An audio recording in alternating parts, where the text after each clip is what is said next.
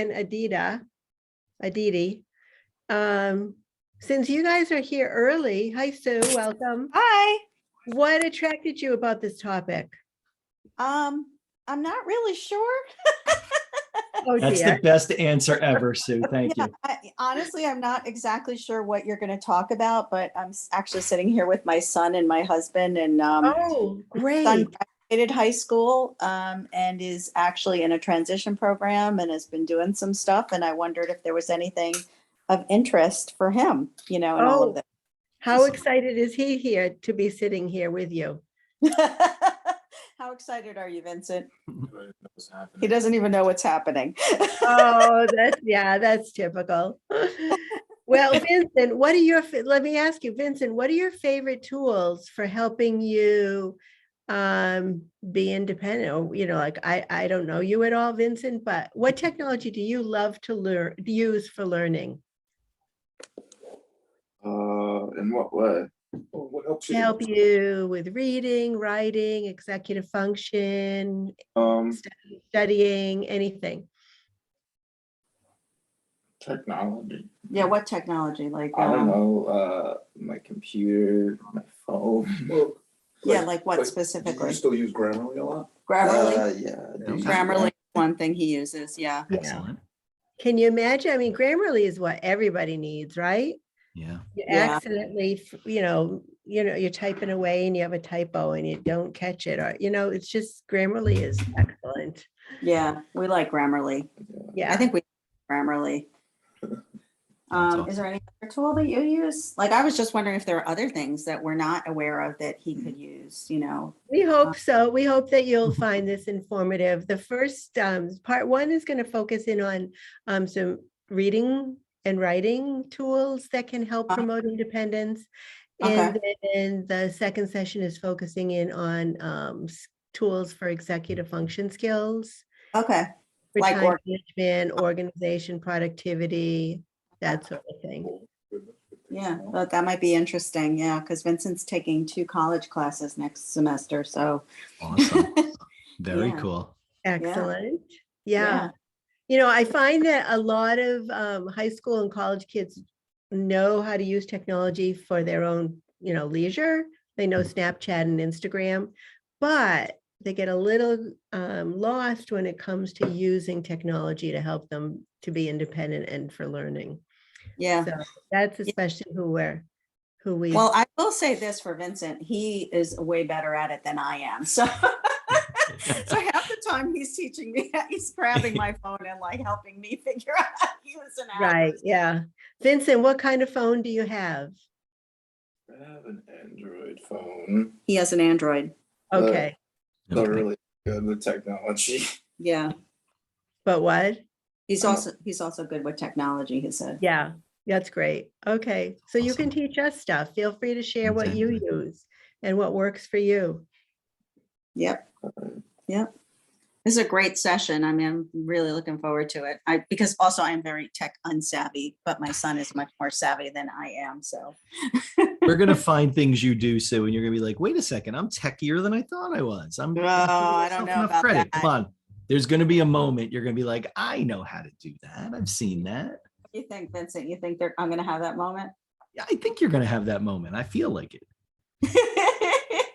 I feel positive that that's going to happen. Yeah. So it looks like we're going to be a small, intimate group. Yeah, unless a bunch of people pile. Now, I do know from watching the other rooms, people tend to just pile in. Yeah, it's hard because there are multiple sessions that you want to attend at the same time, and it's been a great conference, and I just feel like I do bop a little bit in and out. Yeah. I think it's interesting. So I think that's a really good chunk of feedback to make sure you drop on an evaluation form, just to kind of to have it thought about a little bit. Yeah, because I sometimes struggle with a virtual conference with so many choices, and for exactly that reason you just said, is I feel like I want to bop around to everything. Yeah, and what I think would be helpful, and maybe for future, is to not put similar topics of interest to certain groups at the same time, like the college stuff. I saw there were like 4 different college things at the same time. And I'm like, I want to go to all of them, but I can't. Yeah. The good thing is that we are recording them, most of Yes. them. Yes. And we've already started putting them up into the spreadsheet. So some of the ones from this morning are already up there. Oh, great. Okay. Because, you know, when you're sitting with 4 computers around you, you just kind of focus on doing a little something as you're sitting here. Wow, that's fantastic. Yeah, so some of them are there already, but like anything else, then it's the trick of getting the time to actually do that and watch them. Okay. But at least, and I also don't know, this is a question for Leslie as the organizer. I don't know how long those videos are going to stay up. Oh, okay. I have to imagine for a while, but I don't know what a while is. Yeah, good point. So yeah, I mean, there's great content and great advice being offered, you know. So keep that in mind as you look at them, that, you know, yep. There, you know, if the presenter, as long as the presenter said yes, we could record it. It's recorded, so it's up there. That's great. Thank you. You're I really welcome. appreciate that. No problem. It should be available for a week at least, right? It should be Or available for how long? for at least a week, right? Oh, for sure. A week for sure.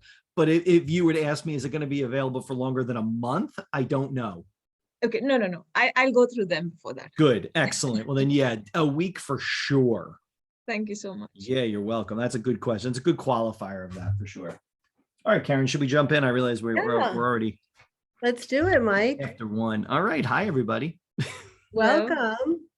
Welcome. It looks like we've got a nice group here, and we, Mike and I want this to be as informal as possible. So we're guiding and facilitating, but if you have questions, you know, unmute yourself. We're a small enough group. You can ask questions. You can also add your comments and your questions in the chat, and we'll be monitoring that. But we welcome you to our 2-part session. Mike, you want to say anything? Nah, welcome. I'll say enough. I'm gonna go with an economy of words at time. No, hello everybody. Hi. You'll hear from me in a second. So yeah, and if you the slides are available. If you could just leave it in your chat, in the chat, what brings you to this particular session, whether you're a parent, whether you're a learner, whether you're a professional, just add it in the chat so we can just get a sense of who you are. So we welcome you to Preparing for Life Beyond High School, Tech Tools for Independence. And I'm Karen Janowski, and I am an assistive and inclusive technology consultant. I'm out of the greater Boston area. I have my own, I'm president of a company up here. And Mike and I are co-authors of a book that was recently published last year from ISTE called Inclusive Learning 365. And it's EdTech strategies for every day of the year. We really believe that every educator needs a copy of this book to help them reach all learners and to design inclusive learning environments. So I welcome you here. It's great to have you here.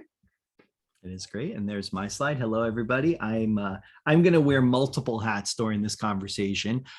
One of them is as my role outside of New Jersey as an AT specialist / inclusive technology evangelist. So I, like Karen, have my own consulting company, and I go around the country and work with teams and consumers and families on assistive technology. As Karen mentioned, I'm also the co-author of the book with her and Chris and Beth.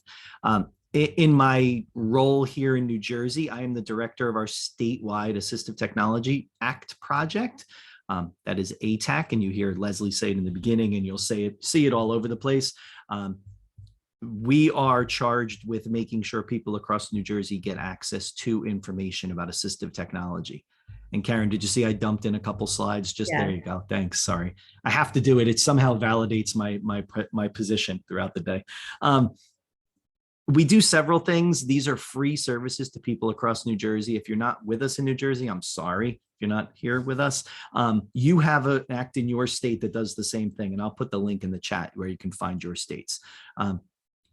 We do bunches of things, including, well, there's our 3 main items. We do device demonstrations. If you're not sure what technology might work for you, and when I say you, it's the royal you, a family member, someone you work with, whoever it might be. we can provide demonstrations on technology to show you some options and help you come to a decision of what might be helpful.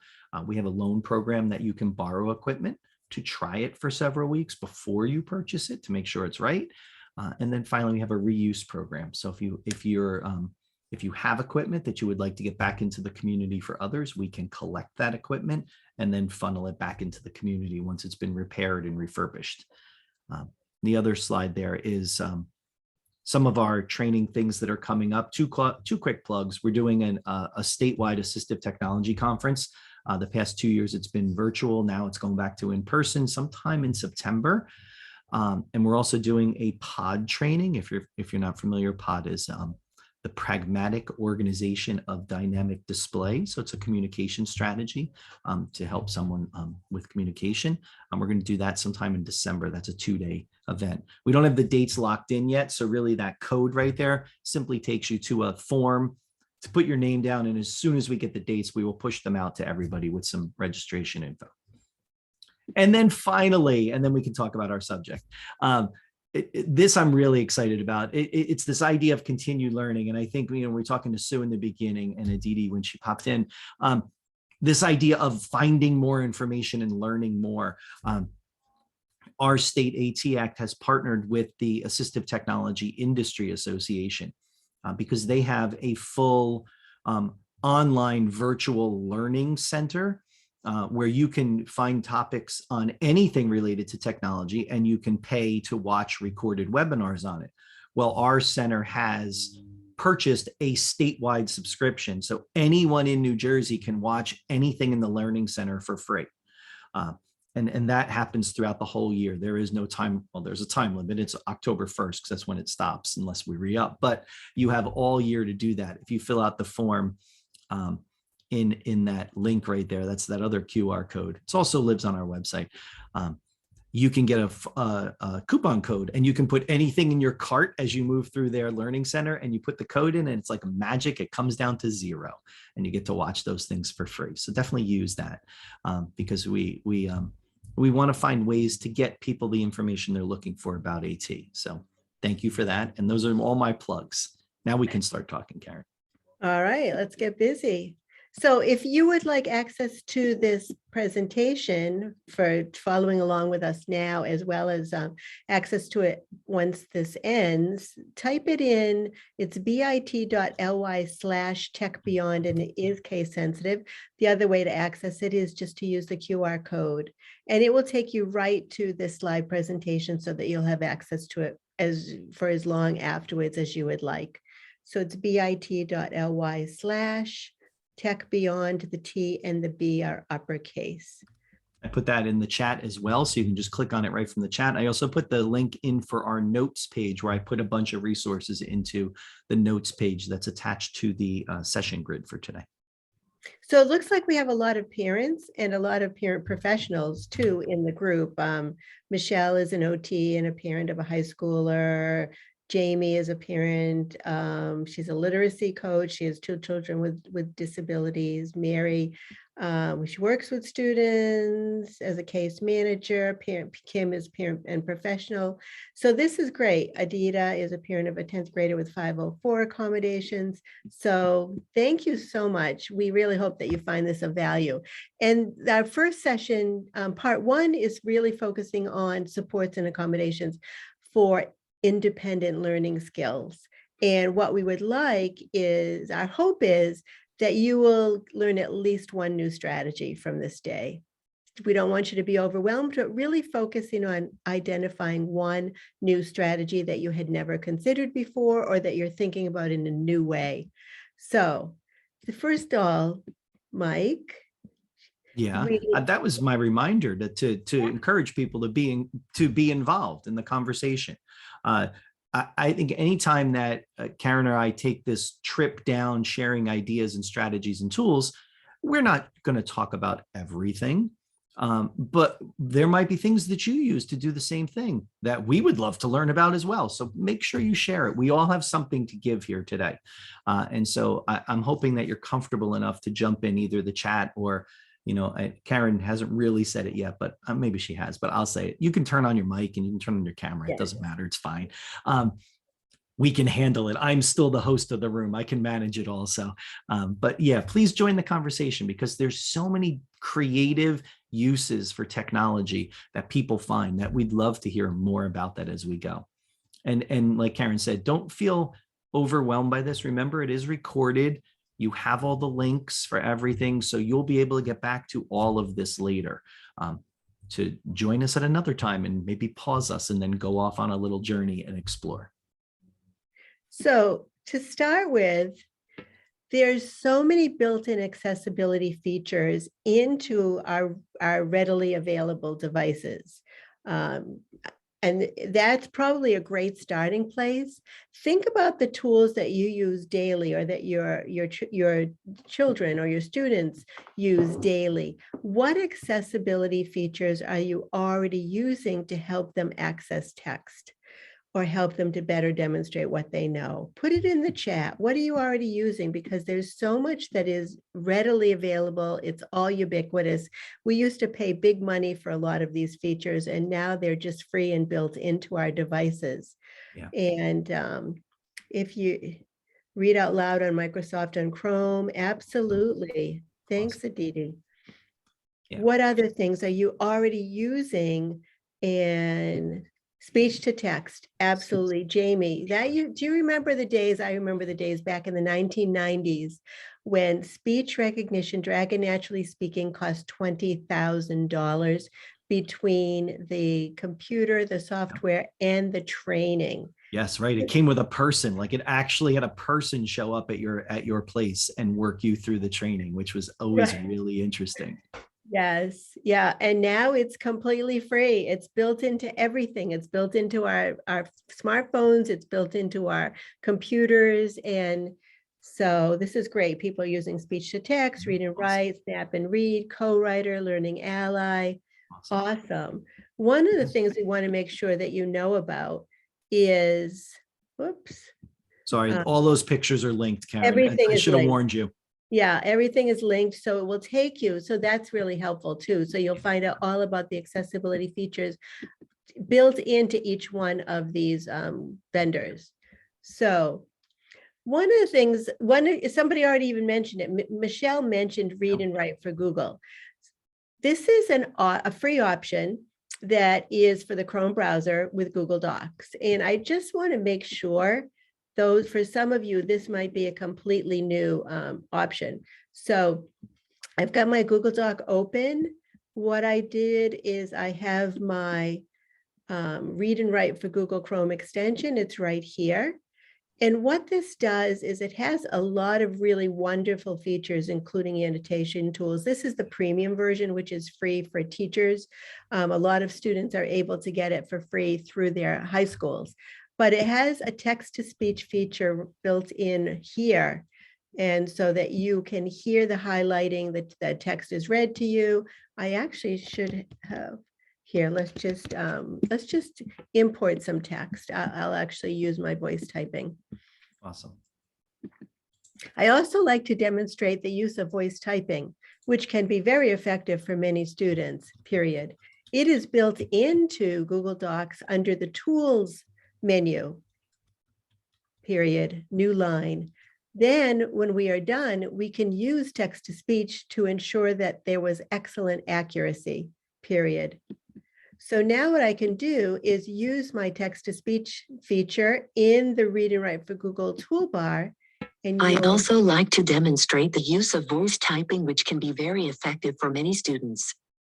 It is built into Google Docs under the Tools menu. Then when we are done, we can use text.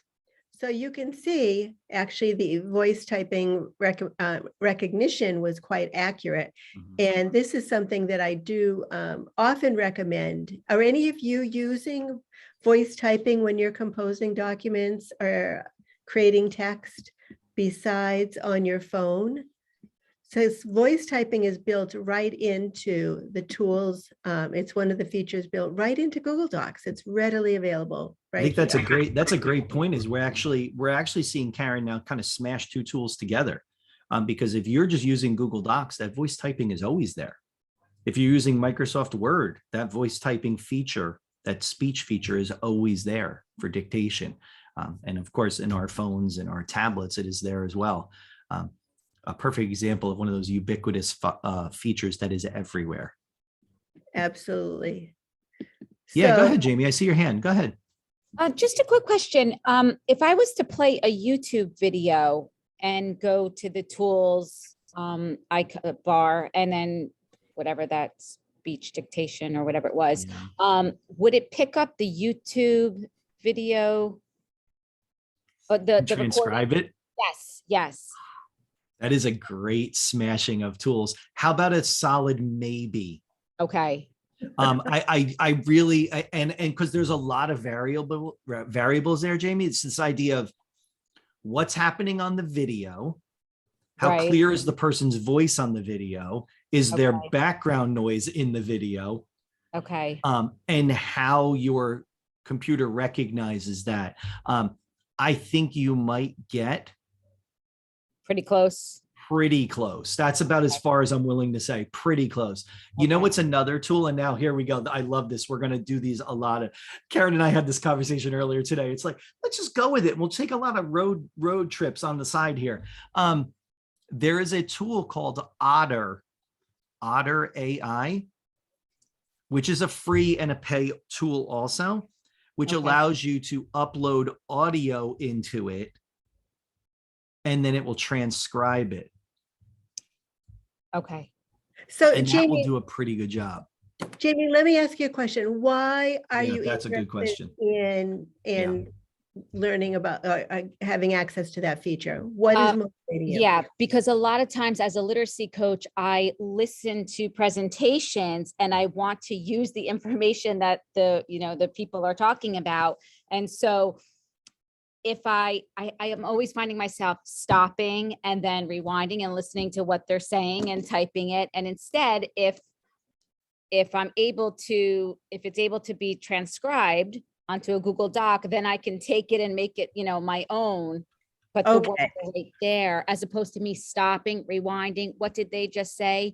Or even like my daughter this past week, she's been having to watch a lot of, videos on the History Channel. And then she takes a quiz, right, on Google Docs. And we're constantly stopping the video, having to re-listen.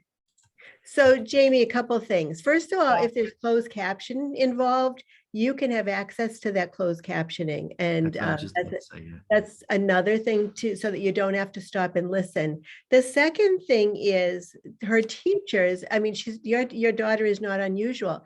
Because of kids with working memory issues or processing speed issues, a lot of kids can't hold on to all of that information in a video to then remember it, to regurgitate it on a quiz or a test. So a lot of teachers are using a tool called Edpuzzle. And what that does is it allows you to embed questions throughout a video so a student doesn't have to hold on to that information, because for some kids, working memory issues are huge and they're really penalized because it's, that it's not one of their strengths. So that's, so the teachers, you may want to mention Edpuzzle. And if anyone is familiar with that particular tool, many Gen Ed teachers are using it because it really does She help. does get the Edpuzzle sometimes, but this past week it was, videos from either YouTube or, the History Channel, I think it was. Yeah. My question really was because of me, having to do presentations and everything. And I I'm think like, that's fine. Wow. I think I might have found a strategy for you with this. Okay. While you guys were talking, I went off into another screen. Karen, can I steal the screen for a second? Absolutely, yeah, yeah. Awesome. I love it. I love this back and forth screen stealing. Okay, cool. So I went to YouTube. I pulled up our last just AT town hall meeting. That happened to be a video I had. So I'm in a video on YouTube, Jamie and everyone, like I would just go to watch a video. If you notice along the name of the video, there's all these buttons: the dislike, the like, the share, the download. If you click the three dots, it'll say show transcript. Wow. There's- Okay. You're still going to have to clean this up, Jamie, but that is an awful close rendition That's of really what you're good. seeing. Okay, thank you. That was great. That was good because I didn't know that either. So that gave me a chance to play with it too. So I think that's awesome. Wow, okay. Thank So you. now I could literally go into the transcript and just select. You're going to have the timestamps, and that's what I mean is you're going to have to clean it a little. Right. But if I go into, let's go into our Google Doc for the session here. Why not just totally mess it up?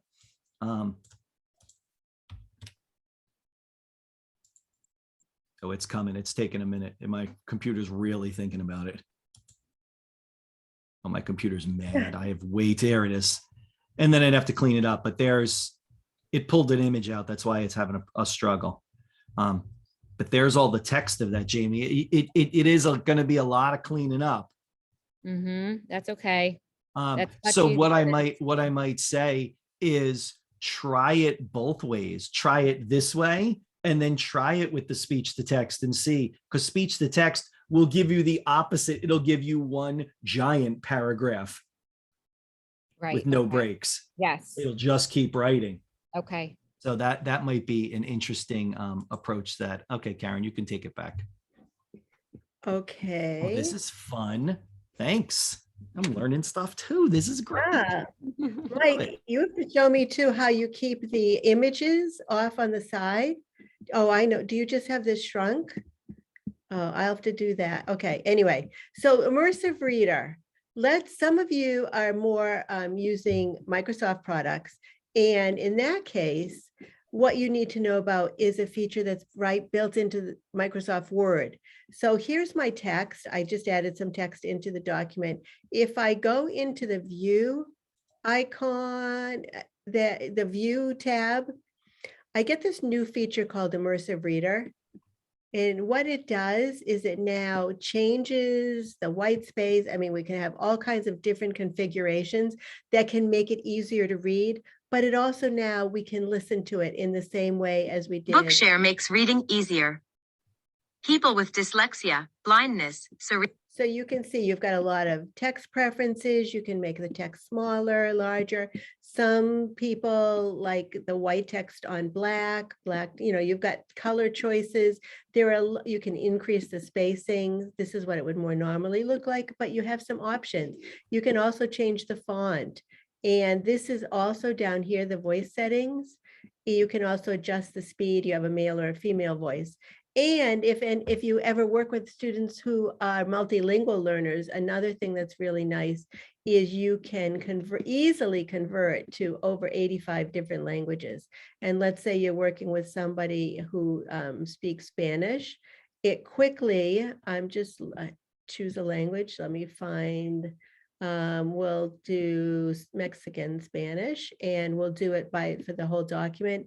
And just like that, it converts the entire document into Spanish, and it will actually even read it in Spanish. Bookshare facilita la lectura.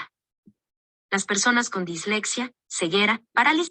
So that's, again, it's free. It's built right into Microsoft Word. It's called Immersive Reader. And Immersive Reader actually is built into some other features as well. It's in the Edge browser, it's in Teams, it's in OneNote, it's in that whole Office 365 ecosystem. So that's a really good thing to know about.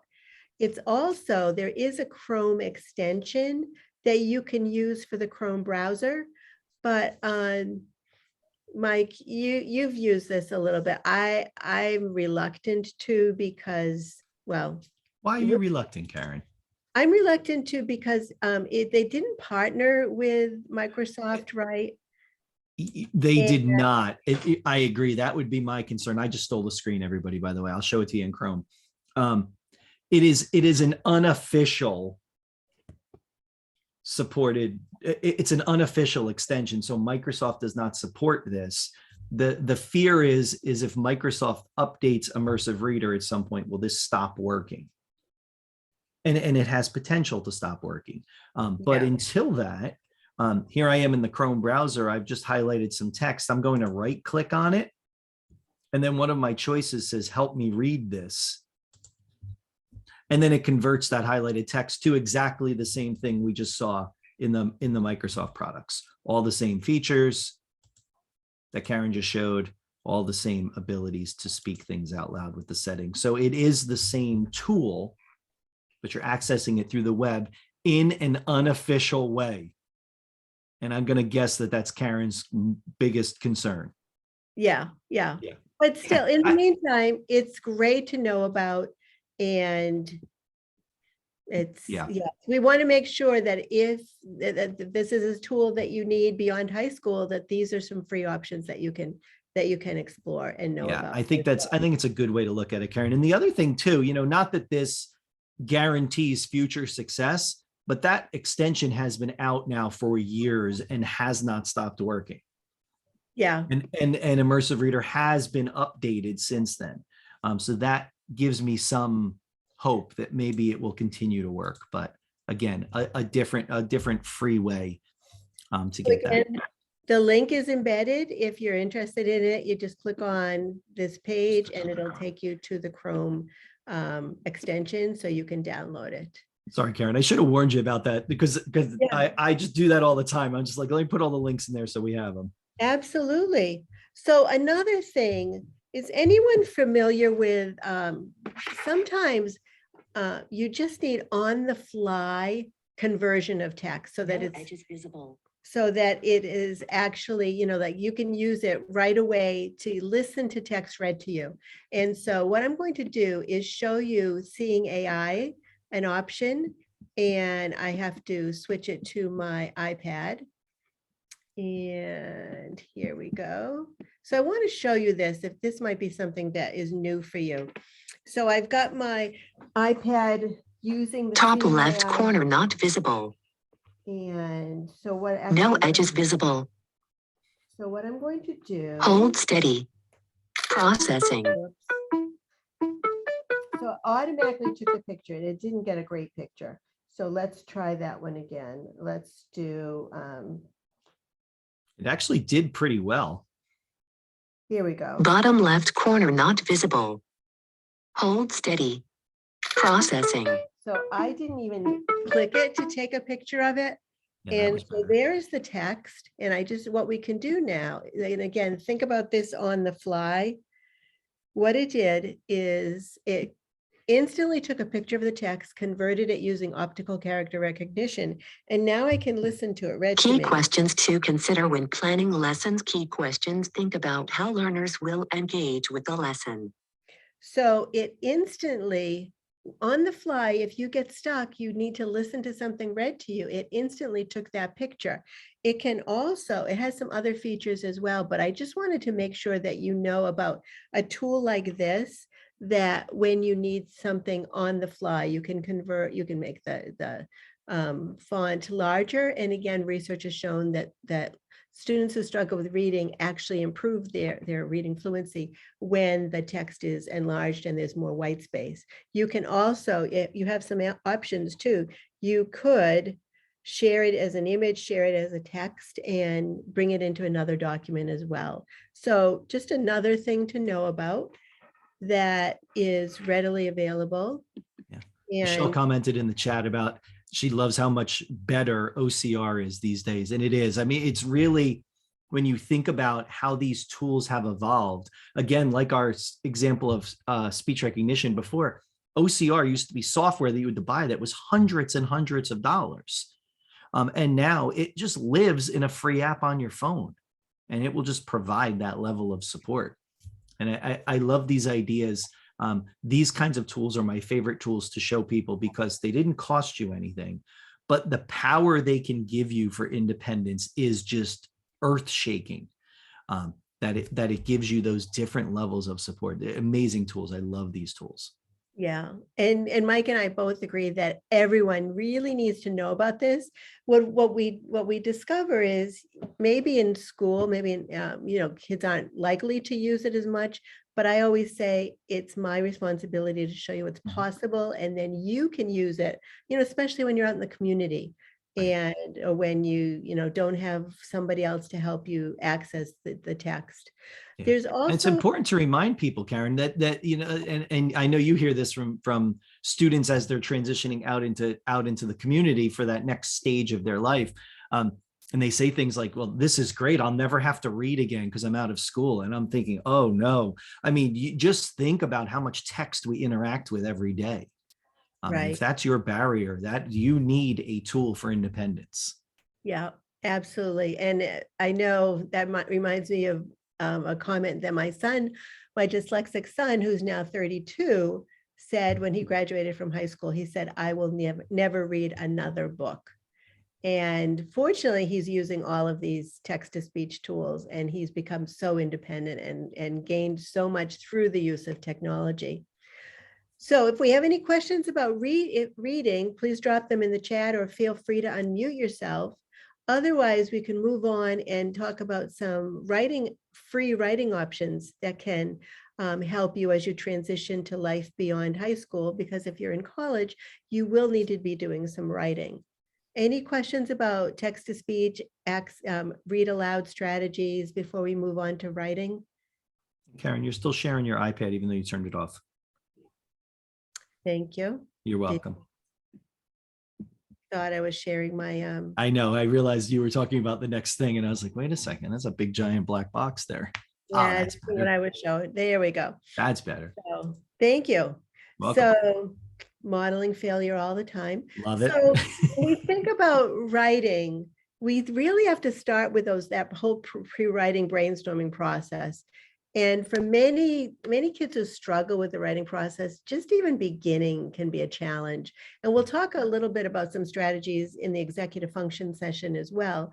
But I always like to show people these free-form graphic organizer options. And there are several, but these are both embedded links as well. So if we go to the Bubble Us option, here it is. Okay, so I'm in Bubble Us. It's bubbl.us. And it's a free mind map option. And let's say, so we're going to be writing about American Revolution generals.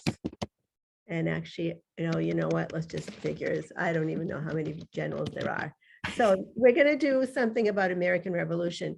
So we just want to get started, and we'll say George Washington, and we can say Alexander Hamilton. So we can just come up with our main people, and we can color code this because this is the general topic, and then we can customize this. Sometimes visually, it really helps to see what, whoops, I want to change the color. Let's undo that. Undo. And I always forget which one is the color. On the left. Yes, here it is. It's, nope, it is. There, Yeah, it is the bubble color. So if we do blue, so we can do the second level, we can do it as blue. Thanks, Mike. Welcome. And so the point is, we can move these ideas around and add, we can get our thoughts. And what do we want to know about George Washington? We don't want to make the connections right away. Sometimes we just want to get the ideas down, and then we can move them into place and make connections afterwards. But because it gets a little challenging. How do I start? How do I make things connected? And our brains don't necessarily think in a connected way. So we just want to get those ideas started and then make the connections and further develop and organize our writing. So Bubble Us is one option to use. There are many others, like the Lucid Chart is a Google add-on as well. It works within Google Docs. So that's another thing to know about. Mike, are there any that you use that you recommend that are free-form graphic organizers? No, I tend to stick with that Bubble. I really like that. It's simple and it's straightforward. I even, and I mean, this is a limitation of my own, is I struggle with Lucid Chart in Google. I've used it, but I struggle with it in the Google Doc environment like that. It's just, I don't know why. Yeah. So I always go back to Bubble, and give people options and start thinking about what they have and how it's working for them. I know Kim said before that her son's using Snap and Read. That is a really robust organizer built into it. It is a tool you pay for, but it has a very robust set of pre-stored templates for organization already in it. read and write. I don't know if that's on another slide, Karen. I don't know if I'm jumping ahead. No, For read no. and write has, when Karen showed read and write before, it has the highlighters for annotation, and you can pull that out as the beginning. Oh, there you go. Sorry. I knew I saw something like that, and I couldn't remember where it was. You can pull those highlights out and begin some type of organization of your ideas as you go forward. Yes, and so, and again, we like to show free. So if, yeah, so those highlighting tools are built into the premium version of Read and Write, but there are also extensions and add-ons. So if you go into extensions, I've added several, but one of them is this highlight tool. And this is a free Google add-on. And here you can go to add them. You just go under extensions, get add-ons here. And this is where you can find all different types of add-ons that can work within your Google Doc. And here's the highlight tool. And what's really wonderful about this is, and we'll go back, extensions, we go to highlight tool start. So you can actually even color code your main ideas. You can decide what colors you want to use, and then you can extract those highlights too. So you can use this as part of synthesizing information and summarizing information from an article. So this is a really nice tool for organization around written expression, around the research. And so it has a lot of features in it. You can use their highlighter library and create different, this is the default set. You can create different libraries depending on what activity you're working on in the moment. So another free tool to know about, this is the free highlighter tool extension. And so that the difference, just to kind of put us in the right frame to understand some of these, is that that is a different extension than a Chrome extension.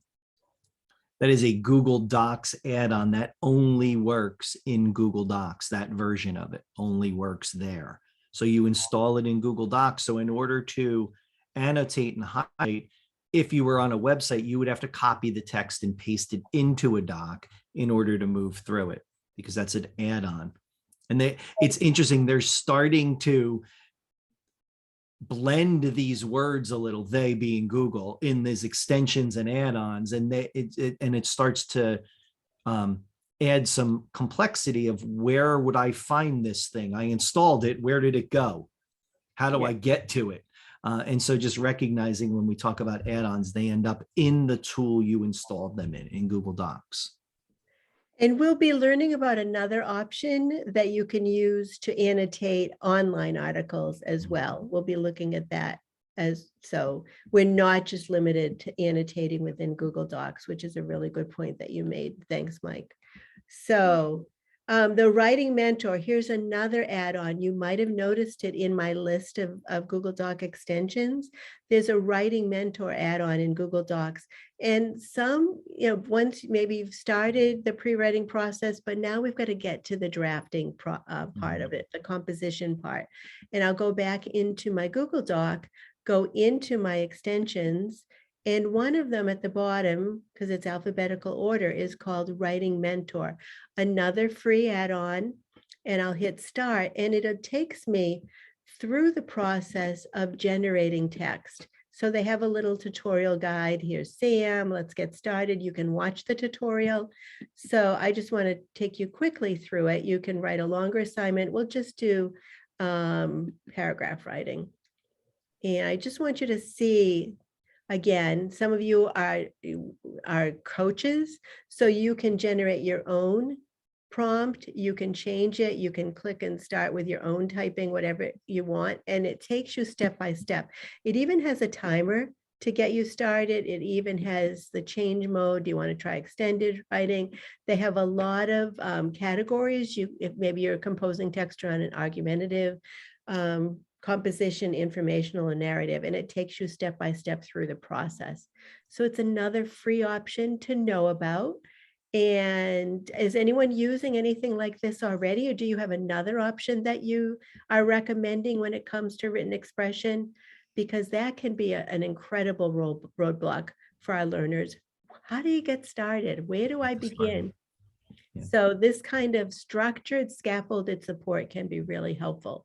And we want to make sure that you know about another add-on built in, that's available for Google Docs. Anyone using anything different?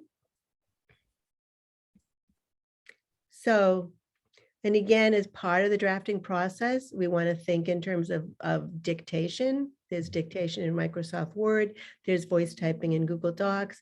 We know a lot of our students are using their phones, their smartphones, and they're dictating compositions using the voice typing feature right in their smart devices.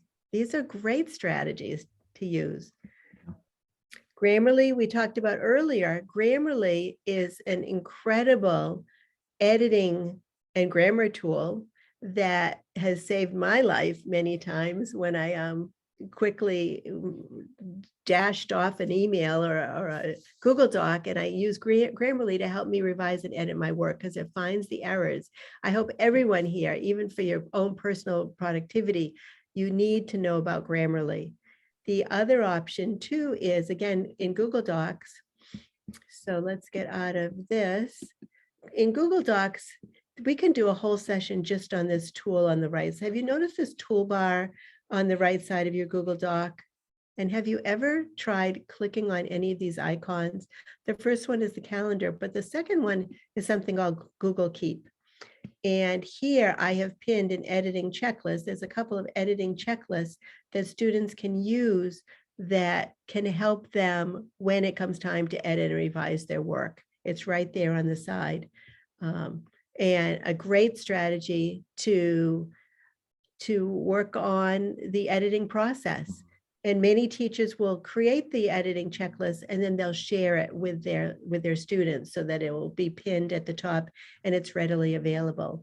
Another great strategy to know about. Yeah, I have students who use Google Keep on their phone because of the dictation feature in it, where you can just turn on the microphone and it will allow you to speak into it. And then your note shows up in Keep as an audio file and the transcription, you get both. But then they go to Google Docs and they open up Keep along the side. And you saw how Karen had all her notes were there. They can open up a Google Doc and simply click and drag those notes into the document. If Karen took that state project one and just dragged it in, all of the text comes. So you could use that. And so I have students who just move through their day coming up with ideas for something they want to write about. And then when they sit down at their computer, they sort the notes into perhaps an outline, just perhaps into paragraphs, and then listen to it and clean it up and do the editing phase. But again, it's that whole idea of finding a strategy to have that technology work when it works for them. They'll say, well, I don't want to sit down at my computer to write, because then what happens? The blinking cursor on the white page, and there you sit.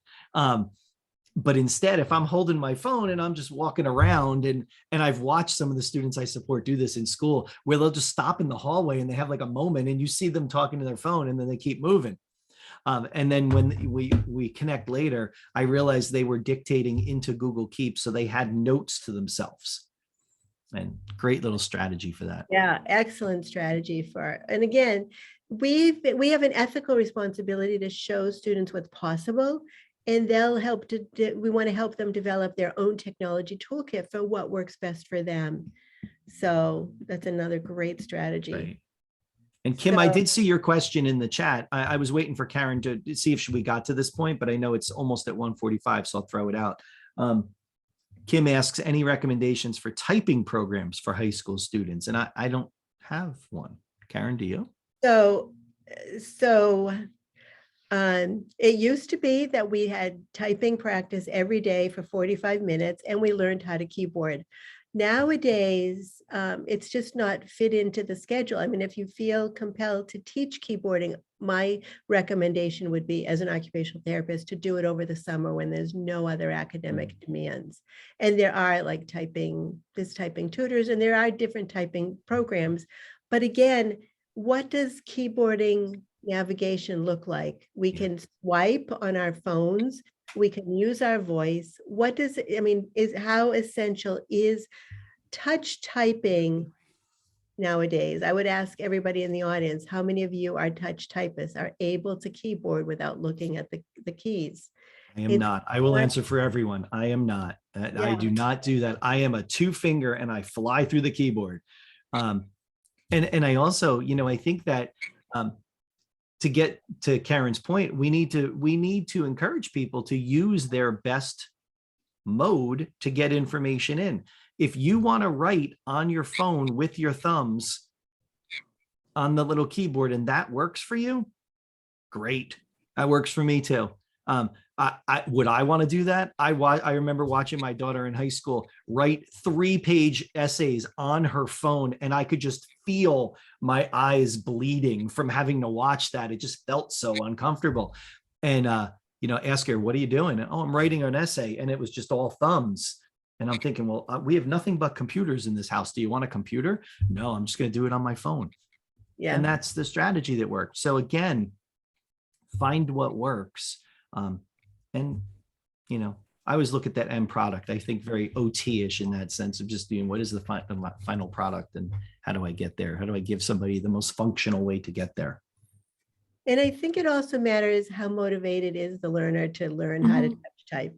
And if they're highly motivated, that is something that they'll figure out on their own. And, so again, those are just our thoughts about it. Just to quickly summarize too, this is another option for editing. It's called Hemingway Editor. And what you do is you drop your text into this free online resource. It is also a desktop app, and it gives you some feedback over here of how you can improve the quality of it. So again, it's another free tool to know about. And I think this, actually, I'm going to save this for our executive function part of our session, because we want to give everybody a break. Let's take a break. We'll come back. Whoever would like to, we'll focus in on part 2 of the executive function skills that impact learning. So we thank you for participating. Drop any questions in, but also get away from your computers. Without a doubt. Yes. Stand up for just a minute. If you're not going to stand up, Jamie, I'm looking at you. You're the only one with your camera on. At least turn your camera off so we don't know whether you stood up or not.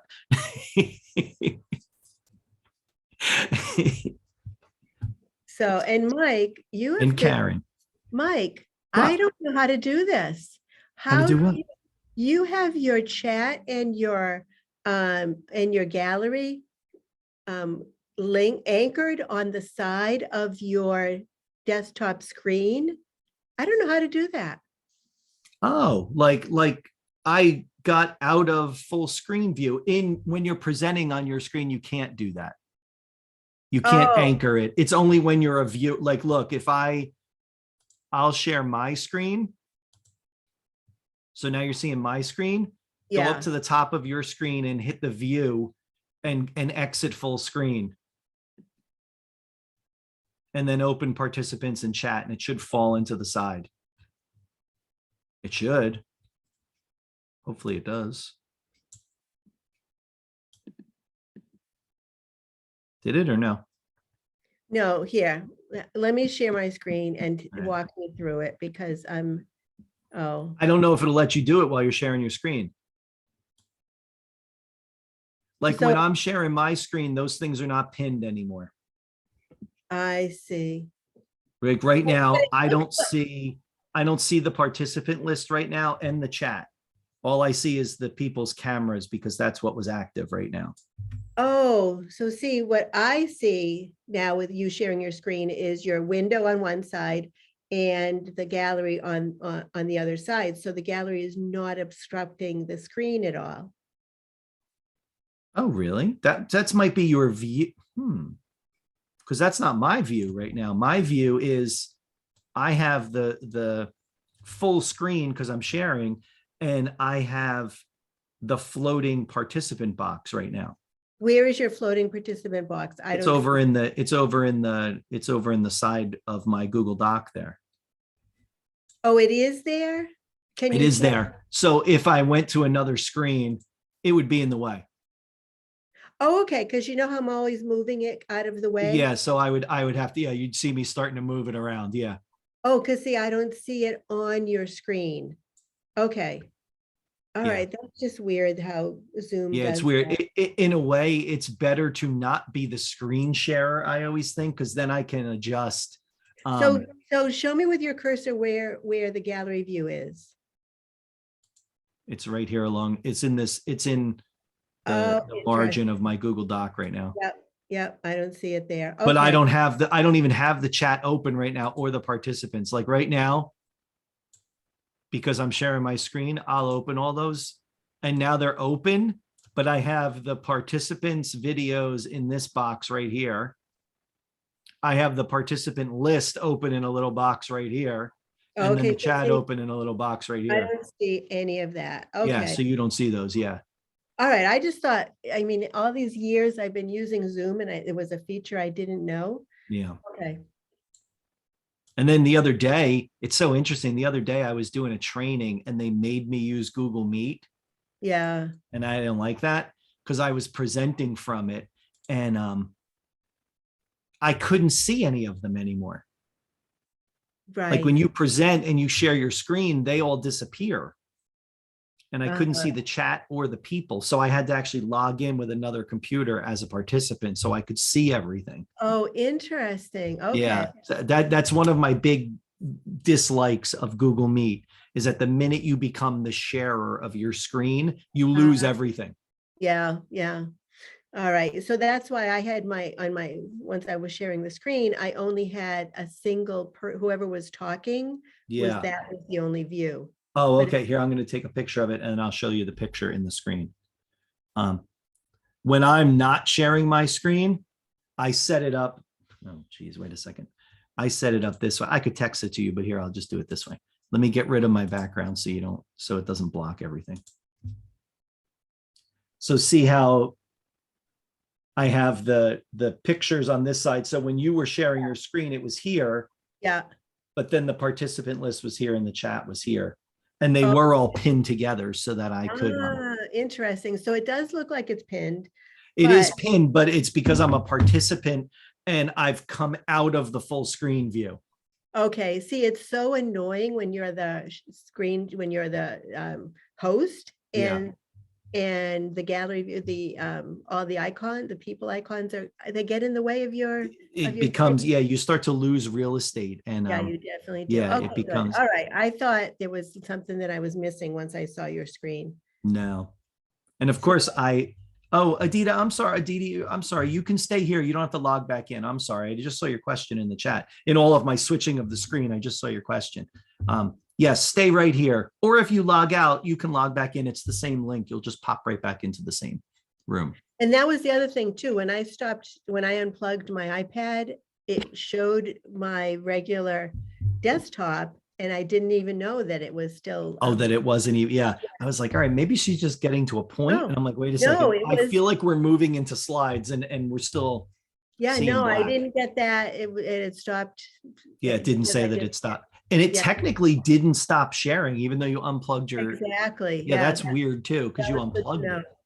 The other thing too is I meant to show them when we think about what's built into devices, I want to show them the reader view on the iPhone because I think that's Oh, something I think that's a really good idea. Yeah, most people don't know about. yeah, So I like that idea. So you'll plug your iPad back in? yeah. Okay. Plug it back in and I had a big master plan, Karen, that I would pause the video in between in this 10 minutes so that it wouldn't record, but here we are and it's recorded all of our little troubleshooting. So anybody that's watching can do that. Kim, of course you can ask a question, pop on. yeah, unmute yourself. All right, thank you both. So Nothing worse than missing the last 45 minutes because I forgot to push the button to record again. Yeah. So shall we just give it another minute? Yeah, let's give it 1 minute and then we'll jump back in and we'll we'll hit this for everybody who's back. Hello. I don't think it's anybody new. Karen, I don't think I added those slides again, Karen. Did I? I don't remember if I did. I might have added just the slide for the bit.ly after Okay. this. Let's see. Yeah. Yeah. Okay. I thought I put at least the bit.ly back in just so that in case somebody new popped in, we'd have So it. just so remind me, so I've got all the gallery right here on the side. It's not blocking the QR code. Nope.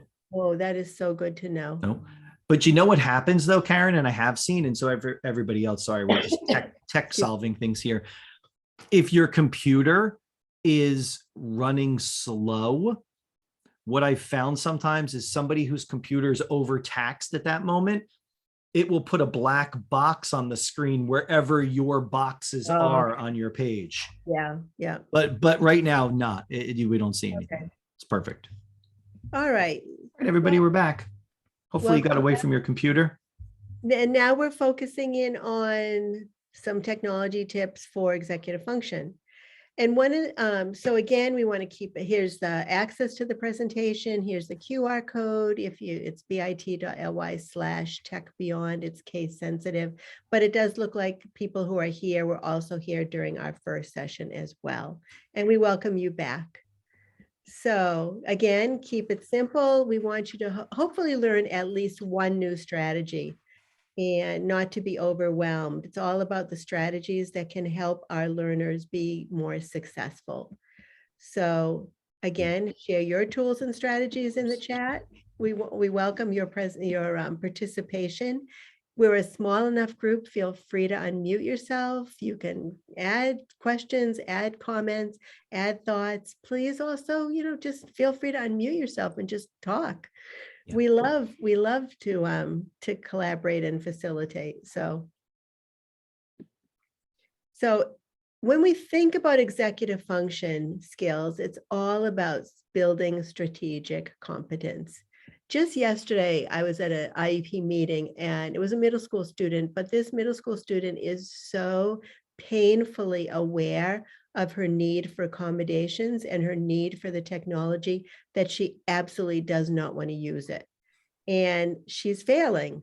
And so one of the things that we want to help develop, it's going to be process, is she's got significant executive function issues. So she can't recognize that her current methods aren't working. And she's so sensitive about what she does need that she's just not using anything. So we want to build the process of identifying what strategies will work for her. I call it building strategic competence so that she will be a more successful learner.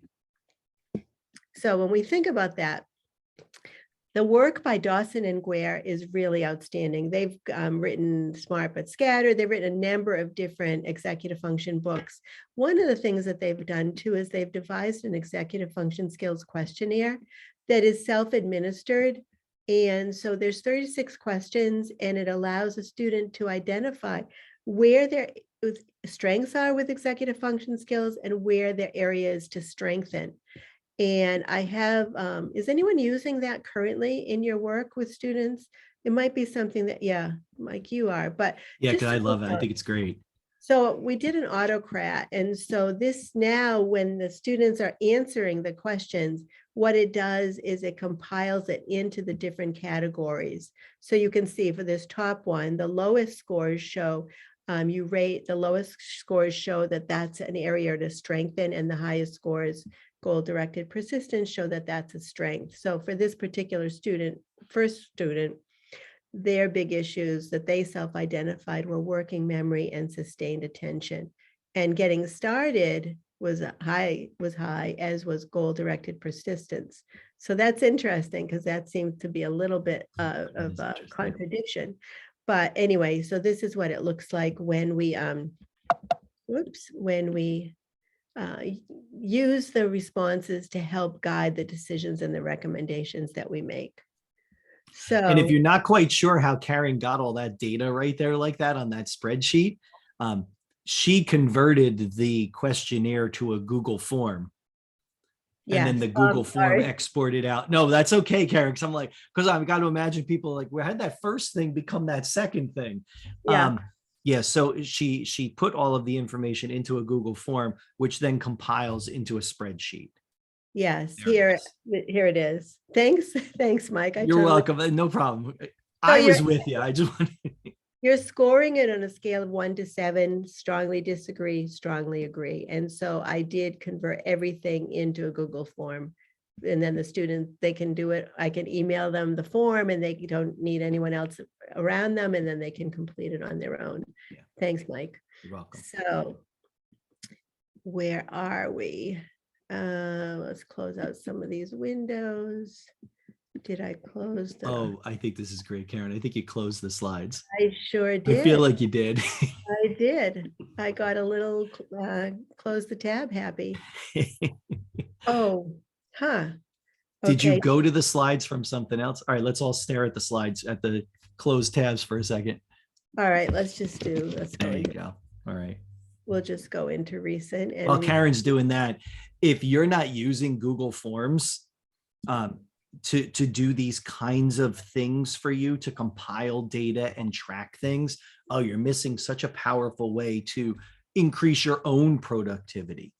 I'm a big fan of converting anything I have in paper into a Google form somehow and just sharing that out with people. So let's try this again. Whoops. Let's do this and minimize. Let's get this out of the way. So see, you don't see this either. That's in the way. Yeah, I don't want to see that. You can close that, you know. No, I know. It Oh, was okay. I was like, okay. So here we go. awesome. So, and then when we think about studying too, this is, I came across this really very graphic graph that helps us understand how important it is, that repetition and review. So here's a strategy, because when you first learn it, okay, you can hold on to it for 3 days, but if you review it, you can hold on to it for 7 days. You review it again by day 3. So now you're building in a length of time that you can hold on to that information. It's that repetition and review. And many of our learners who have executive function skills don't grasp this at all. They really think that if they review their notes one time or maybe twice, just before the test, that they will hold on to that information. And is that a strategy that is effective? Typically not. And so this is something that I like to show students too, how the importance of repetition and review. And there is a great video, how to remember more. The link is here. It's the most powerful way to remember more. And it talks about that spaced repetition. So again, Dawson and Guerre talk about how important it is to do a two-pronged approach to overcoming executive function skill challenges. They talk about explicit strategy instruction, and they talk about setting up the environment for success. And so this idea of teaching spaced repetition through using it, this is a really kid-friendly video, using this kid-friendly approach to teach the concept of spaced repetition can help as part of that explicit strategy instruction to overcome those executive function challenges. So I want to stress that study skill strategy of. Hey, what is going on, guys? So I think we can all agree that studying takes far, far too much So time. you can see it's very kid-friendly. He's, got a nice approach. But let me ask you now, when you think about your own organization and productivity, what are you currently using to help you maintain and use your executive function skills effectively? So if you want to click on the Answer Garden link right here, and actually, you know what, I will put that also in the chat because some people might not be following along. Okay, this is, I should have cleared it. This is the last time I used it. So let me. I like that it had stuff in there already when I opened it. I thought Yeah. that was Well, good. you know what? Wait a Here, minute. David. refresh. Let's refresh. No.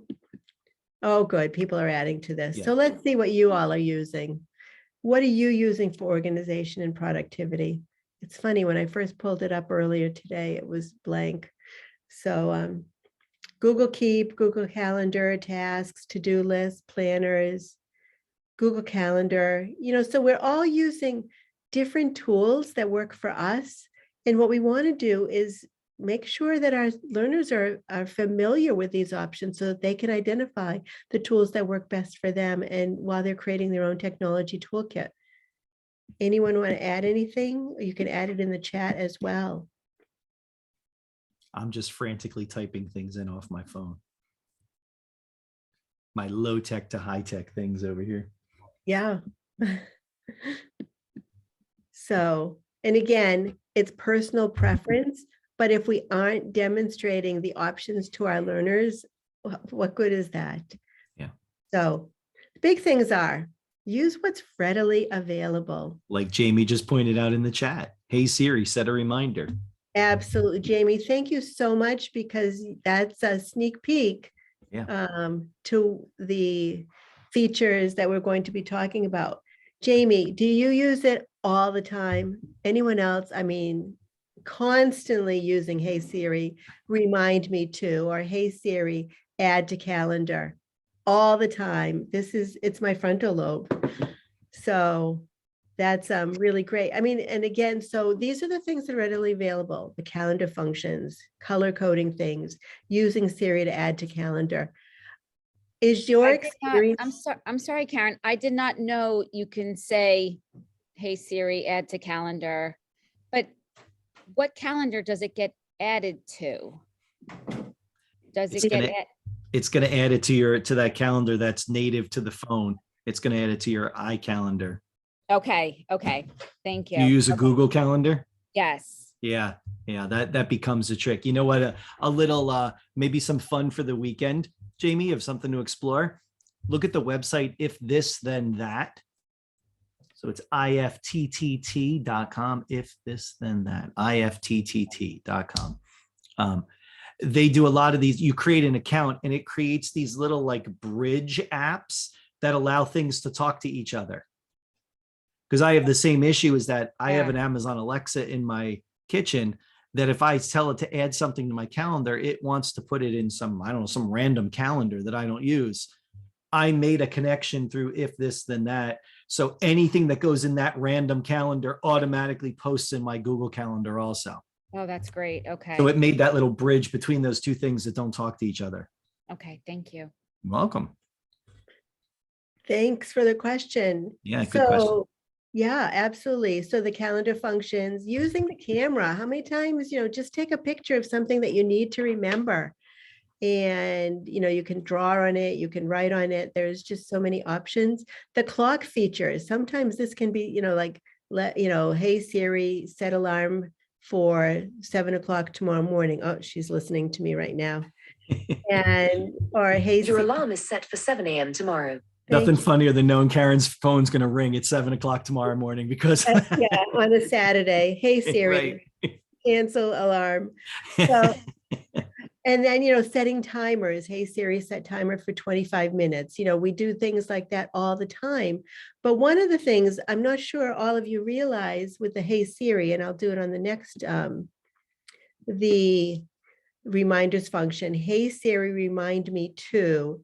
And you can do repeat reminders. You can set a daily reminder like Monday through Friday.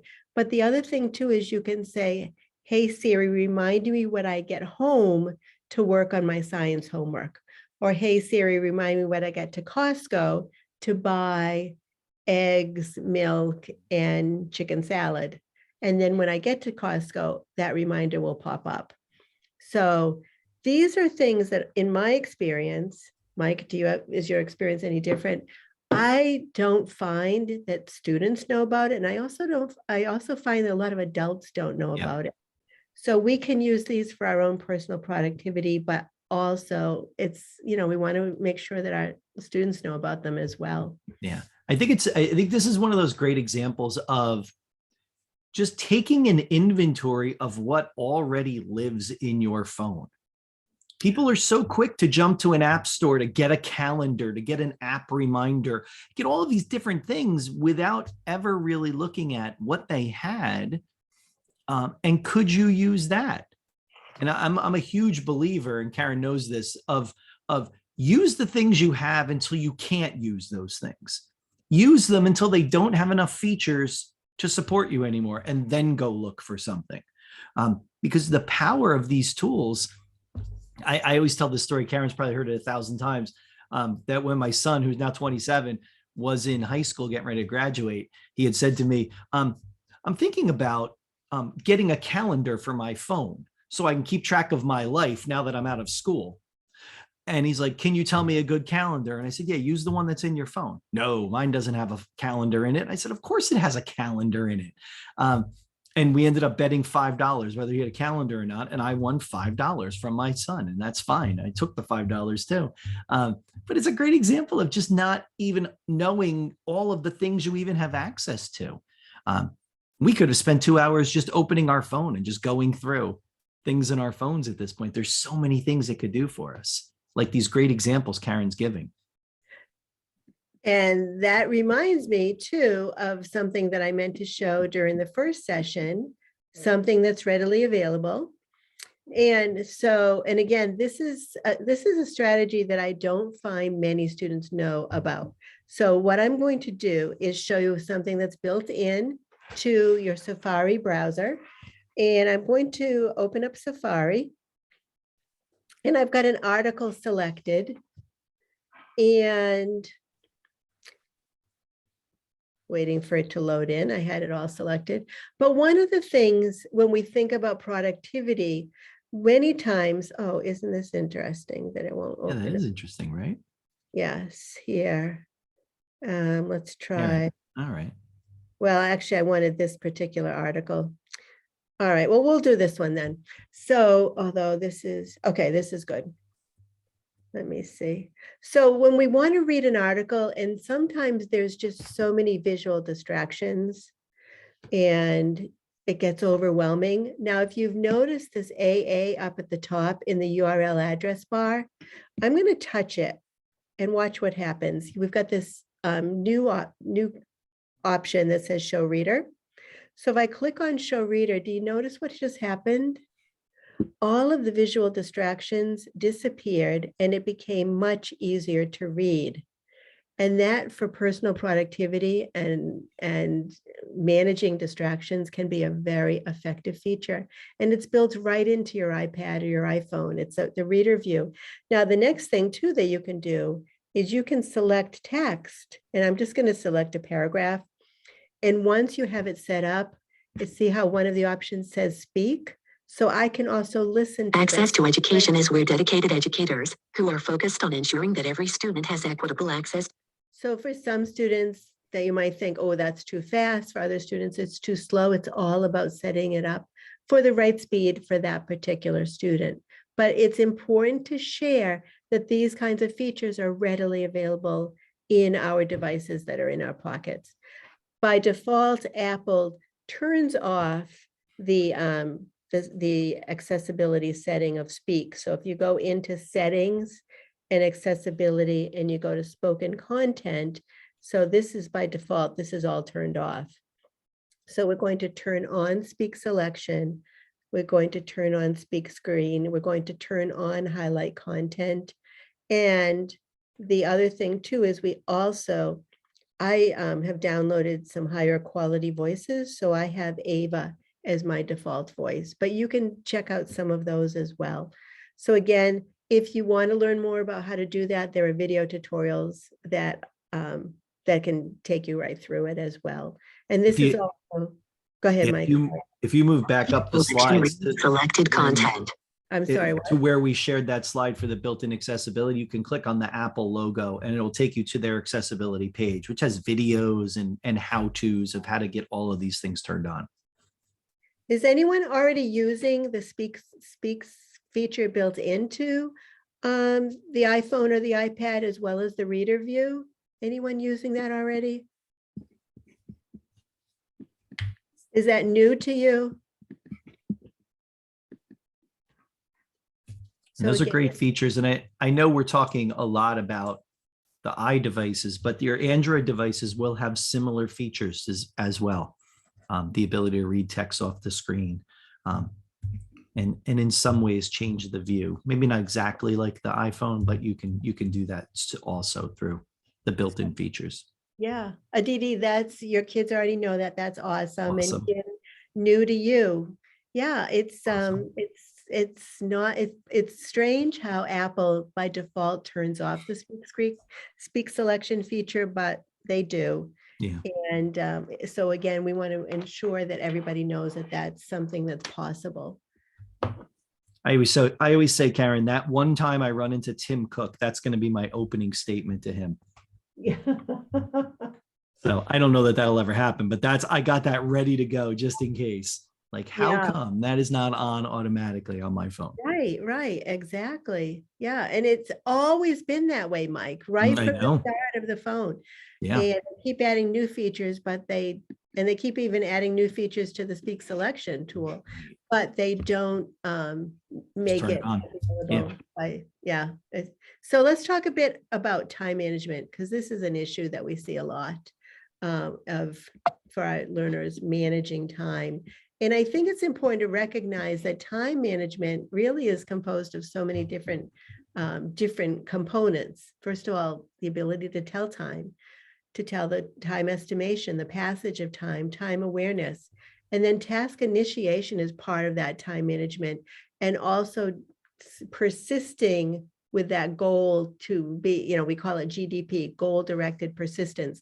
So when we think about time management, think of all those different components and how do we address those issues. So one of the starting places, and this link will take you to this worksheet as well. One of the starting places is even helping kids be more aware of how long a task will take them. So, whatever it is, reading this chapter, here's an example. They think it'll take 45 minutes. Well, in actuality, it took 58 minutes, which is almost a third longer than they actually anticipated.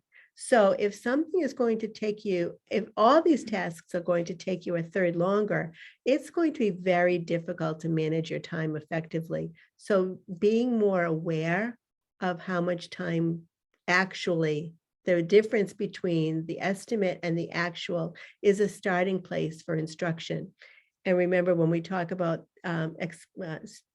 executive function skill, strategy, instruction, we want to be explicit about supporting learners in acquiring those skills. So it's explicit strategy instruction. So this article here that links, it's teaching time management to students with LDs. So this is a really excellent article to, and I'll put it in the chat as well. So that if you're not using the presentation. So another thing, Mike, do you use the Pomodoro technique? I do. You want to talk about that? I think it's great. I think that this whole idea, I like to take a step back from this for a second and say I like the way that we're reminding everyone that not everything is high tech that we're talking about too. And I think this really important, this balance of tools, strategies, low tech, high tech, whether you call it low tech, some people call it light tech, so that it's not, meaning not complex. But this idea of planning tasks out and giving yourself built-in break points there, so that you think about this idea of giving, it's the whole idea we let you stop and go walk around in between these instead of just talking right through. It's this concept of what do you have to do? How can you make sure that you're building in breakpoints in there, so that you can come back and be refreshed as you move through it. I don't have the cool little tomato though. I have to admit. Do you have it, Karen? I don't, but I thought for sure you were going to say yes. No, I don't even know where you can find them anymore. I don't know either. I just felt like you would have that. I wish. Good point. Yeah. But this was developed by an Italian man back in the 1980s, and he was really struggling with maintaining focus. And so he used that tomato timer, and guess what Pomodoro means? It actually means tomato in Italian. And he used that a tomato timer to keep himself focused for set like 20, 25-minute blocks of time. And that is much more manageable for many of our kids who, like even getting started. Okay, well, work for 10 minutes. You don't, they recommend 25-minute, and they call it's at one Pomodoro is a 25-minute block. And then you take a 5-minute break. And then you do 4 Pomodoros, and then you can take a longer break. But the idea is to do focused work. And I found this to be very helpful for many students, that they see that they can work in 25-minute chunks as opposed to 45-minute or 60-minute chunks. So and I like kind of being flexible with this, Karen, too. And sometimes when we talk about this with students, they do some reflection and say, oh, maybe can I try 20 minutes? Like I have a student, we did 20 minutes and 3 minutes was what he wanted. That was what he would prefer. I was like, okay, I mean, sure. Yeah, whatever. Because he felt like that. He felt himself at that 20-minute mark starting to not be as attentive to the task. And so he wanted to adjust it down, and he felt like he didn't even need as much of a break. That was his kind of give to us, like, hey, I'll shorten my break if you shorten the time on task in the beginning. And so we tried that. And so we adjusted a little bit for him and made it more customized, and it worked really well for him. And that way it was manageable for him, starting with a short period, but then I'm sure he was able to build up and the he amount was, of time. yeah. And so there are a number of Pomodoro apps and Chrome extensions. So you can search for, I mean, there's many there that keep track on your computer as well as on your smartphone. There, just search for different options, and they can just help you. They're all free. They can help you maintain focus for short bursts of time. And remember, you have a clock inside your phone that you can simply set 2 timers for, right? 25 and 5 minutes, and they will just go off. And then, so again, it's the strategy, the technique that is the key there. As cool as the tomato timer is, but yes. So again, the whole point is to help develop that goal-directed persistence and the ability to really follow through something to completion. And that can be one of the areas that's a significant challenge for many of our kids with executive function challenges. So explicit instruction around that whole time management piece is really important. So technology tools for organization, the big thing, again, thinking globally, it's all around being able to manage your materials more easily, tracking, searching things. So I often work with educators who take their notes, for example, by hand. Right, Mike? yes. And I'm looking again, at a stack of notes right now on my desk. Yes. and it's personal preference again, but I always say, when you want to find that note and it's handwritten, how do you find it and retrieve it more easily?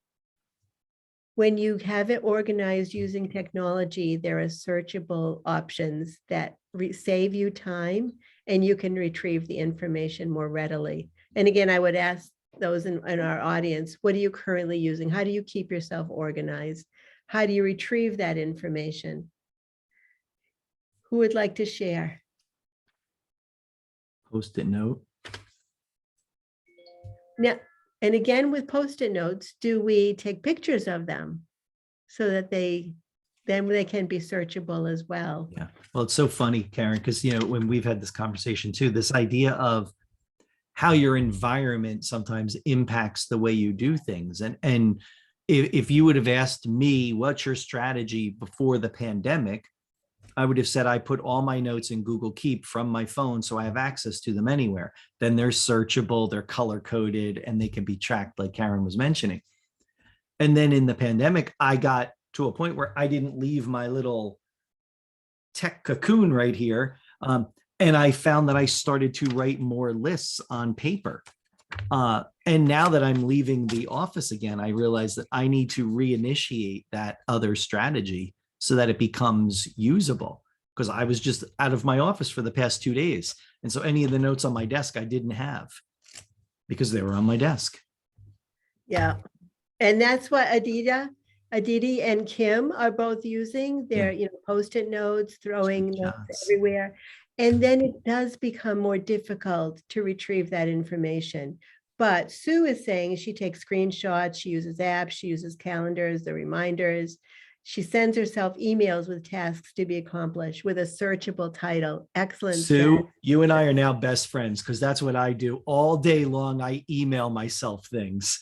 Yeah. And then it's just every time I open my Gmail, it says me. And it's all the things I need to do that day. And then when I do them, I can erase them out of my inbox. The greatest feeling in the world. Yes. So, yes. But like you said, what's the strategy? The strategy is to make sure the subject is appropriate so that then it's searchable. And I do that a lot when I'm evaluating different students, and I'll take images of pictures of what they've of handwriting or things in the classroom. And in the subject line, I'll always say who the student is, and then I can easily retrieve it when it comes time to write up the report. So great. Thanks, Sue, for sharing. So again, we see some low-tech ideas, some high-tech ideas. Yeah, Michelle, with the alarms on your phone. Yeah, that's another great way to do it too, for sure. So we do want to talk a bit about note-taking, and we kind of talked about this, maybe was it in between the two sessions? I think it was. Yeah, I think it was a little in between. So note-taking, when we think about note-taking, this is an example, more of a sketch note, but when we think about what note-taking, there's so many underlying skills for that ability to take effective notes. I mean, one of them is to maintain attention, and then the ability to process and synthesize at the same time. And then also to record, you've got to identify what is the most important point. And so organizing it all, summarizing it, and then the output method is either handwriting or keyboarding. So there can be the breakdown in so many different areas that make note challenging particularly difficult, note-taking particularly difficult. And again, is it taking notes from a textbook or a book? Is it taking notes from a lecture or an online article? Because different tasks require different options. Mm-hmm. So we embedded some links here that are the best note-taking apps, things like Notability and tools like that. But we also want to make sure that you know about these three options: audio note, good notes, and Notability, because these can be really effective alternatives. And I'll show you an example of audio note. So here's something at a conference, ATIA 2021.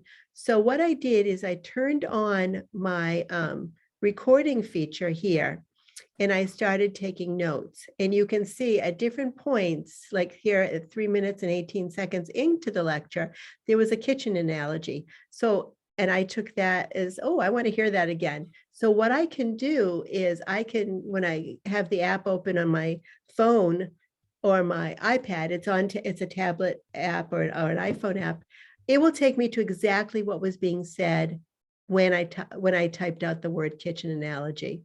I can handwrite. So this is something that I starred. So this was an important point. I want to go back and hear that part again. And so this is just an example. What I'm showing so far is, so it was 6 minutes of this lecture, and this is all I took for notes for 6 minutes, but I can go back, listen, and fill in parts that I need to rehear again, or need to flesh out a little bit more. And it's a really effective tool, especially at high school and college level. Yeah. And just want to make sure that people are aware of a tool like that. Mike, it's so powerful. And one of my favorite technology solutions for a student was this kind of note-taking support. We used a Chrome version of it, but it's in essence the same thing. It's audio sync to notes. This is called Audio Note, Kim. And what's interesting about this is that when I went to watch this student and observe, he was a high school senior already, and that makes this even more frustrating. But he was a high school senior, and they only brought me in to work with him because they wanted him to be ready for college. Like they had already given up on high school and they were going to move to college. Okay, that's fine. We could spend the whole day talking about why did we wait till senior year, but we won't. But what was interesting is that because of his auditory processing skills and delays and writing, and there was a lot happening, you could watch him being attentive to a lecture. You knew the moment he wanted to write something down because he had a look, and then he bent down to do it and then completed a note, which the note itself was great. The issue came when he looked back up and the class was on to some other topic at this point, like something completely different we're talking about. And then there's this kind of orienting himself and then writing another note. And I watched this happen through a whole class. And so when I met with him, we were talking about this idea of audio synced with writing. So he didn't have to worry about getting these notes down so particular every time. And he said to me, what is now my favorite thing, and I share it whenever I can. I said to him, how would you describe your note taking now? And he said to me, my notes are islands of clarity in a sea of confusion. And I said, holy cow, that is the greatest thing anybody's ever said to me. And it was definitely accurate. His notes, what he wrote was very good. He was able to synthesize the idea down into something that he could remember. But then there was a huge chunk of missing time and then the next note. So there was no connection to his notes. And he ended up he started with Mic Note on a Chromebook because that's what the school had, Chromebooks. And then he went to Audio Note. So he used both of them. And it's a very similar tool in the fact that the minute you start typing or writing, it timestamps your note so that you can go back to it later. And Karen's showing you Mic Note, which is the Chrome version that Karen can't get to work on her Mac, but I use all the time. Yeah. Yeah, it has this when so Never. It doesn't open up. It should open up to window that you can start recording in, but it doesn't work for me. So, but I do want to make sure that you know about it because I have heard about that are glitches for some people, but it might work effectively for you. If you're on a Chromebook, this works seamlessly. It does work automatically, but yeah, I don't know what's happening with the Mac there. Go ahead, Jamie. Interesting, huh? Does the student have to notify the professor or the teacher that they're using this? Such a great question. This is that moment where these tools are amazing. And it bumps up into Sue's question as well. Does it record the lecture? It does. It's recording the room as you're typing. So, I mean, I think we just answered Jamie's question. Do you need to tell everybody? Yeah, you need to tell everybody. And I can tell you, Karen, I don't know how successful you are in a K-12 setting with these tools. It is hard to get these kind of tools into a K-12 classroom. It is hard. So I know when I worked in a school district, we did a memorandum of understanding that was negotiated with the teachers union so that if it was written into a student's IEP that they were allowed to do that, then they would be allowed to do that.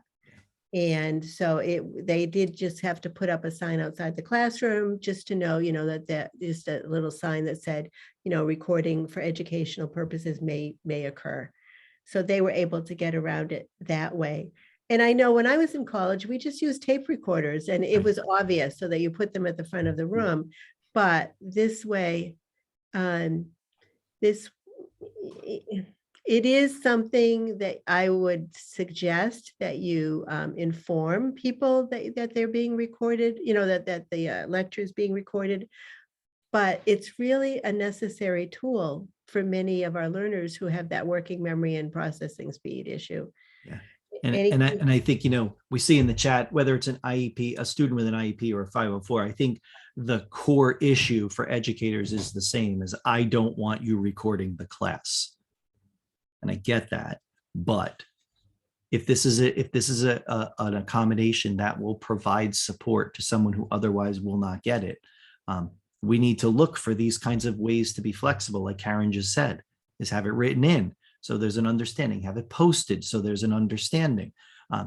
One of the teachers I worked with, their initial solution for this was to hold the device with the app on it until there was a clear note-taking instance happening in class, and then provide it to the student, and then immediately take it back when there was no clear note-taking need.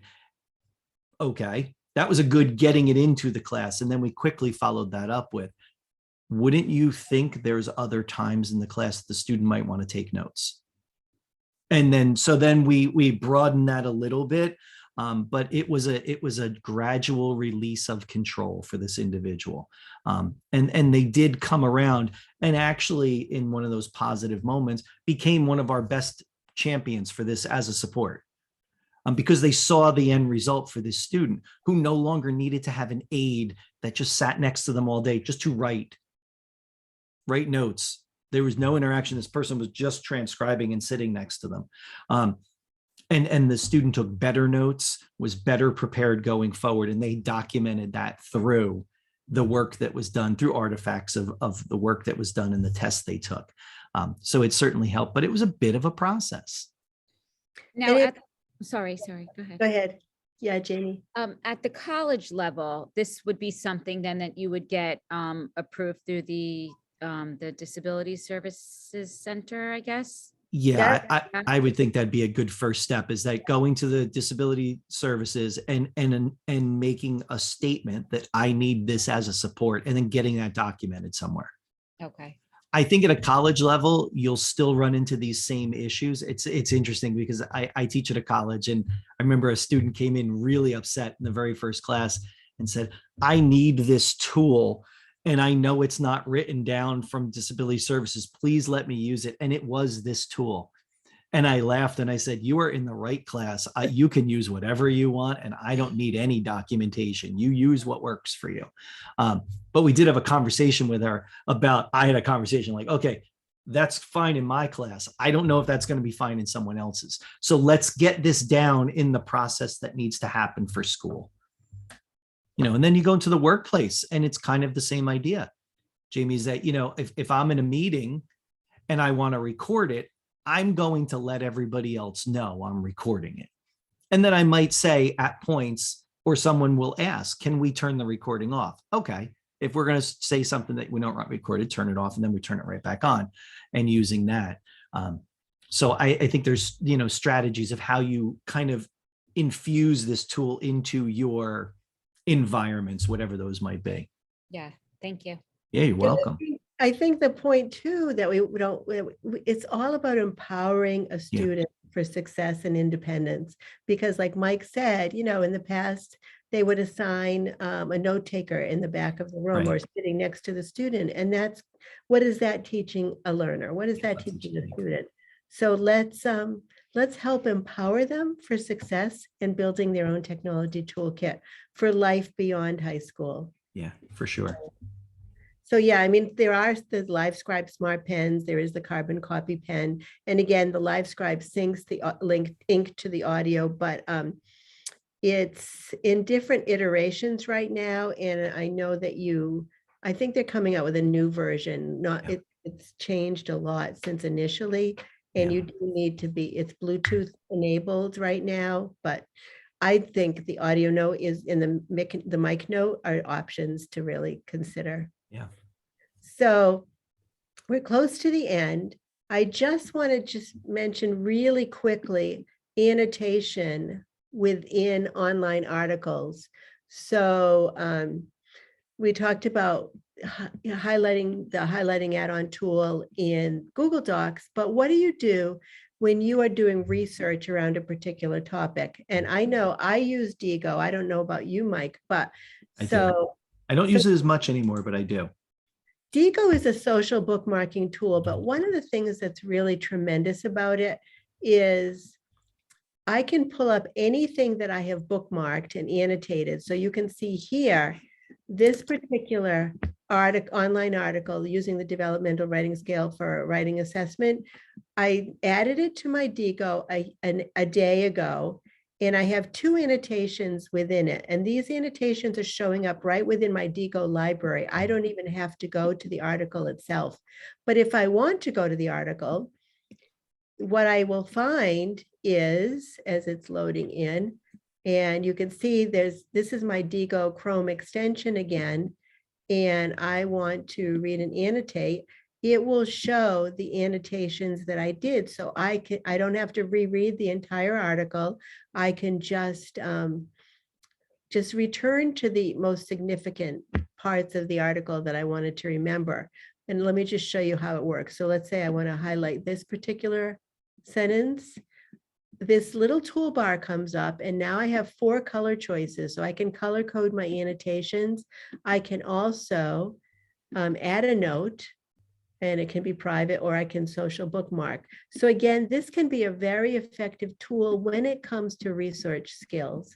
And we are at the end of the time, and I just wanted to make sure that that's another option that your learners who are struggling with how to save all that research information. So it is actually our last slide. And if you have any questions, we talked about the reading and writing earlier, and then the executive functions. And I hope that you learned at least one new Yes, I hope so. strategy, one new option. Did anybody learn something that they can't wait to explore them for themselves over the weekend or next week? I hope so. Did you learn anything new? About 80% of this was new. for Oh, me. wow. Fantastic. Oh, Jamie, great. And you said are you a literacy coach? What did you say? I'm a literacy coach in an elementary school, but I have one daughter who's very dyslexic. So and she's in 9th grade. So these tools are all very applicable. Yeah, So thank you. Yes. great. So Jamie, let me ask you, I mean, we only Yeah. have a minute, but what is she currently using? How is she currently successful and independent? The teachers give her the notes. They provide the notes for her.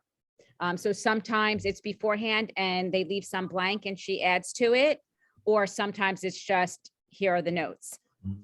Although it's sometimes a fight to get them. Like Yeah. it's not consistent. It's starting to become consistent, except there's only a month left of school. So, Right. right. But the other thing too, what will empower her so that Right. she's not dependent on the adults? Yeah, So that we're all about empowering without a students doubt. for Yeah. independence and success for life beyond high school. Because those adults are not always going to be available. How many times have I asked high school teachers, so how are they accessing grade level text independently? And they say, well, we read it to them. Mhm. And what happens when they're not available? Right. So thank you all. Yes, thank you, Jamie. Thank you, Thank you, everybody who thank you. participated. We thank you so much for that. Karen, awesome as always. It's good to see you. Great. Thank you, Mike. Great job. Yeah, thank you. And we'll get these recordings up. So look for them next week, early next week. You should have access to all of them. Perfect. Thank you so all. much. Thank you. Thanks. Thanks. Bye, Bye. Karen. Bye.